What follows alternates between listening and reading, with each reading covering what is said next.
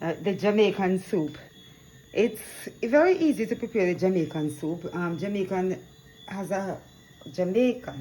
a custom of preparing soup for persons who they say are sick or for children.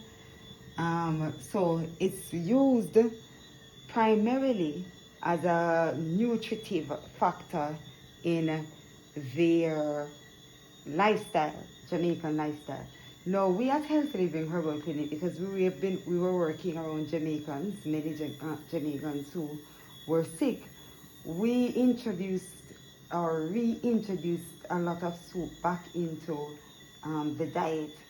And making the soup, the Jamaican soup, is very simple. You can choose your peas and beans that you want to add to the soup. I already added it. First, of course, you should have your water, plain water. And then now you start adding things to the water. So like I added peas to the water because I want to add a little bit of protein to the soup. Now remember, if you are having kidney challenge, high blood pressure, diabetic, you don't have to use a lot of this protein. Give the kidneys less work, especially in times like this when so many persons are coming down with kidney challenges. So that's the water. All right, I add my coconut milk at this stage because I want to increase the liquid content as well as I'm going to be using the coconut milk. So I add the coconut milk because my liquid content is going to be in need of more volume, and because the coconut milk is, so I could have added plain water, that would have been okay, and then I could have added the coconut milk afterwards. So there's no really specific order in which these are done. It's the same thing with putting in the ground provision into the soup. You can put the pumpkin at any stage. You can put the pumpkin in 2 stages, right? So you can put some of the pumpkin now into the pot. And this is the pumpkin that you can allow to go mushy into the pot. So this is not for the food sake of it. So you put the pumpkin in, because really the yam sometimes can take a little longer to cook than and that's cassava I'm putting in there, and then this is yellow yam. And of course you can always add different yams like your nigger yam, and that's the cassava there, right? So all this, you know, let's say don't put knives into the pot because it makes the knife dull. So all this, right, you put into the pot at a pretty early stage. The beans were already pre-cooked. You put all of that in, and then now you kind of get your spices together. The process isn't a very lengthy process to make the soup. I should have told that when I was adding the bean, I added a little bit of peanuts was also added. And for those, especially people with fibroids or men with prostate issues, go light on the peanut because there's a hormone in it that really is the reason why the parching of the peanut was so important. So they would parch the peanut to get rid of it. I'm adding chocho to the soup. Chocho cooks quicker than the yam and the pumpkin. But the chocho now is coming up in information. You know, everybody now is saying, oh, chocho can fight cancer cells. I mean, I personally believe that all foods will fight cancer cells. But I also believe that there are some foods that are greater in the fight against cancer cells. And so chocho is one of them now that they're discovering that will do wonders in fighting cancers. One of the things now with the chocho, remember, you can cut up everything, seed and all. You can cut up skin and all when you're doing the chocho. Some of us might choose to peel the skin, as I always say that there's a process. There was a reason why our ancestors threw back something to the earth, to feed back, maybe you might say, the spirit of the earth, but to also nourish the earth. If we keep eating everything then what is the earth going to get back? How is the earth going to get back its nutrients? So, I mean, we don't just eat everything, but we put it into toilets where it's not feeding the earth as it ought to. So if we don't keep throwing back keep up the practice of throwing back the skin and the peels back to the earth to replenish the earth, we might realize one day that we robbed ourselves of a very important balance. But nonetheless, like this young chocha here, you know, some persons, you know, we just cut up the whole thing and just use the whole chocha. And I'm saying nothing is wrong with it either way, right? But it is just the practice.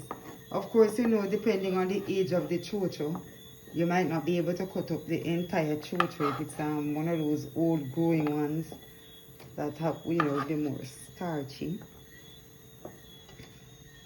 And so that's the chocha.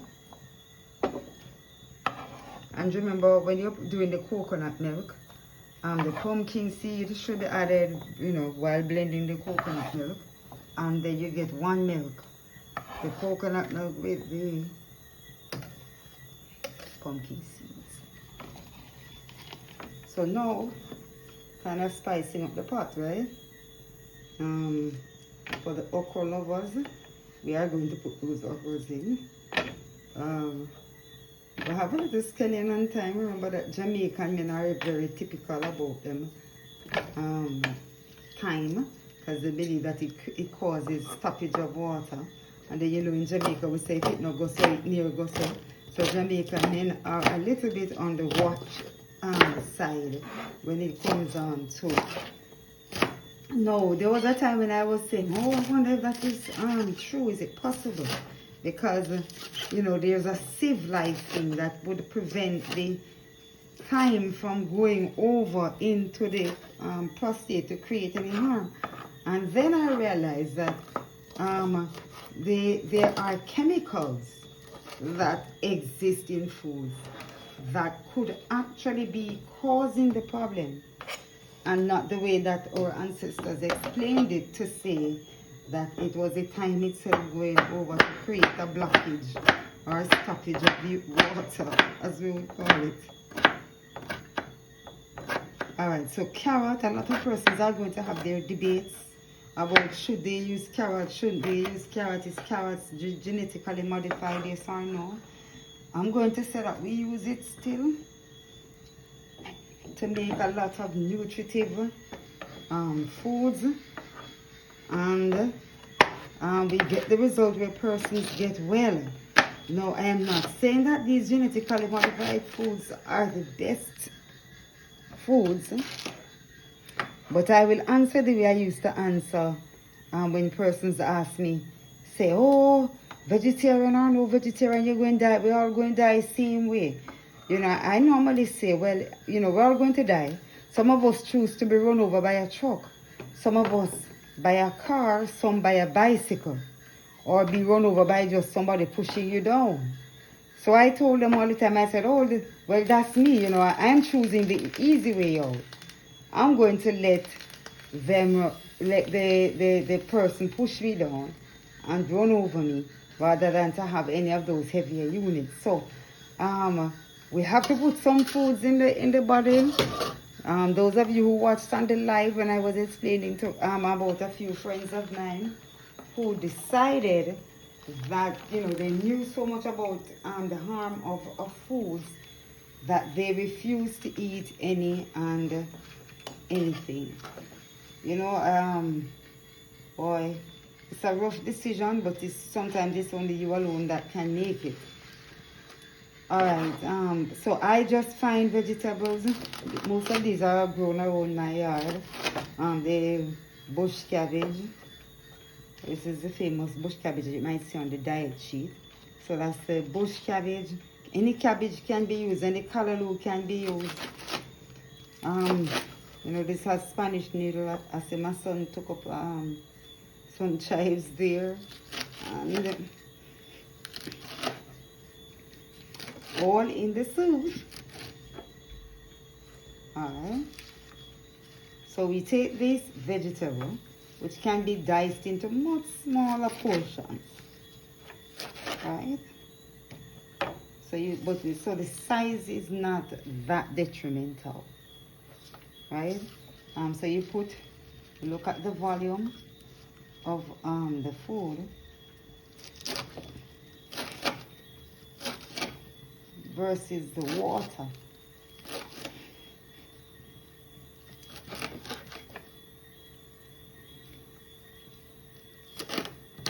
And so you cut and cut and cut and cut, and then all that goes in, and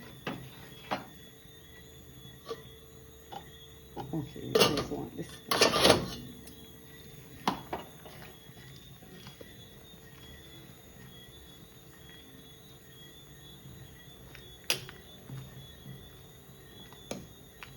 All right.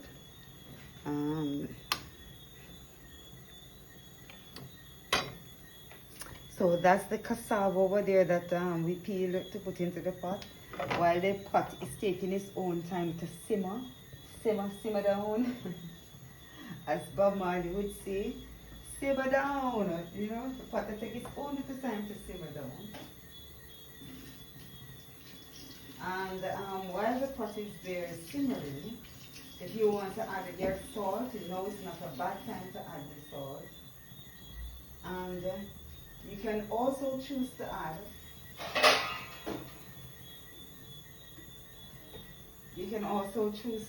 other spices as you desire.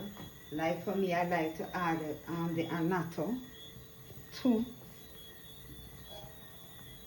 my soup, covering it a little bit. And you cover so that all the food gets an opportunity to be cooked at the same time.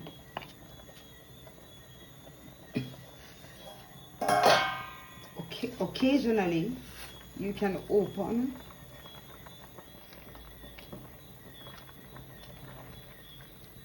and stir, just turning over so that some of the foods at the top goes to the bottom and some at the bottom comes up to the top. The Jamaican soup, especially when it's done with the coconut milk, is really, really flavorful. But if you don't have any coconut milk and you have access to tomatoes, you can also use a lot of tomatoes. That will also help with the flavor of the soup. The important thing is that you want the food to taste good, right? So do all that you can. You notice how creamy my coconut milk is. I'm not really cooking for persons who are hypertensive or are sickly. Most of the persons that are eating are younger than I am, can tolerate a lot more coconut milk. So you don't necessarily have to have the coconut milk this bubbly, this rich in the soup. You can turn over the soup and it also gives you, this process gives you an opportunity to look at the foods and see they're getting more tender, they're cooking. All right, so we're almost there. So we're looking at generally 15 to 20 minutes could get you a nice pot of soup. And we're talking about soup especially for invalids or children. So persons who are on a program, on a health program, and are advised to drink a little bit more Jamaican soup. You allow it to simmer. Of course, keep simmering. And then now, occasionally, remember you need to check the yams to see if they are cooked. No, they're not. They need maybe another 2 to 5 minutes before they would be cooked. So you just cover it and create a little bit more pressure while they take their time. It takes its time to bubbly, bubbly, bubbly, bubbly, bubbly. Yes, the Jamaican lifestyle has been very instrumental in helping us to maintain health. There was a time, a few years ago, when Jamaicans were given an award saying that we were among we were the third in the world of happy people. And I wrote an article that says, herbs helps Jamaicans to be third in the world of happy people. Because, you know, I wanted to just bring out the fact that it's our health that made us so happy, the fairly good health that we had. And if we're not careful and if we don't go back to these traditional ways of cooking, we're going to realize that we are probably third among the most saddest because we have lost a lot of our tradition. Again, we check and check and check. So you see the vegetables are almost there. That's these here, the leafy vegetables are almost there. If you look at the pumpkin, see, you can cut through the pumpkin. It means that the pumpkin should be cooked or could be cooked, but it does need a little bit more time. It's still a little bit too hardy. I mean, it could work, you know, but if you can get it a little, especially for invalids, you try and get it a little softer than that. And while you're going through, you still check on the yams and the cassavas and all these other things to see if they are progressing. There. Yeah, man, they all look like they're getting somewhere. One of the things that you can do, look at the consistency, because remember we started off with water, we added the coconut milk, and now all of this now, the chemistry of all of these now giving up something into the water.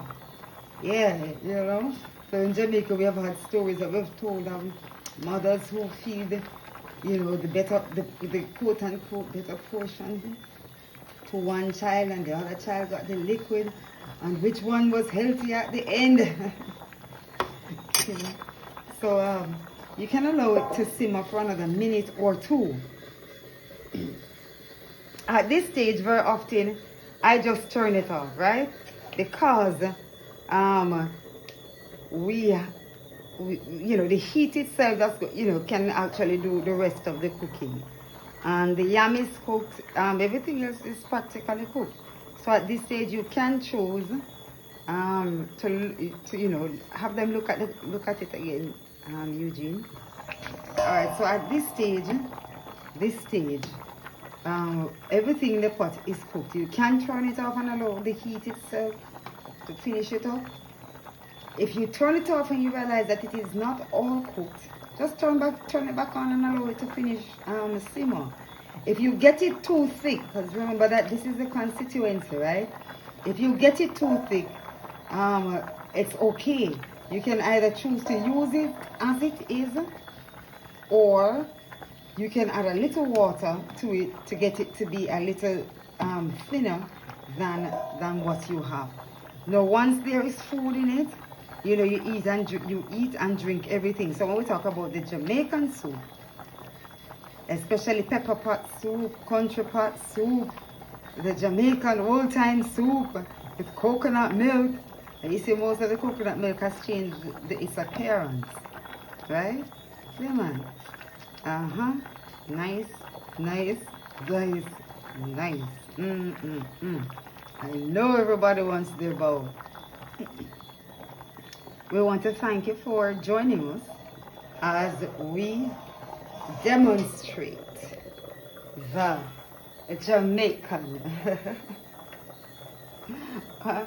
Okay, so you see, it's not so difficult for persons who are on the diet and they're asking, how do I make a vegetable soup? It's not so difficult. Keep the practice alive and share it with your children and family members. Yeah. Bye. Thank you for being here.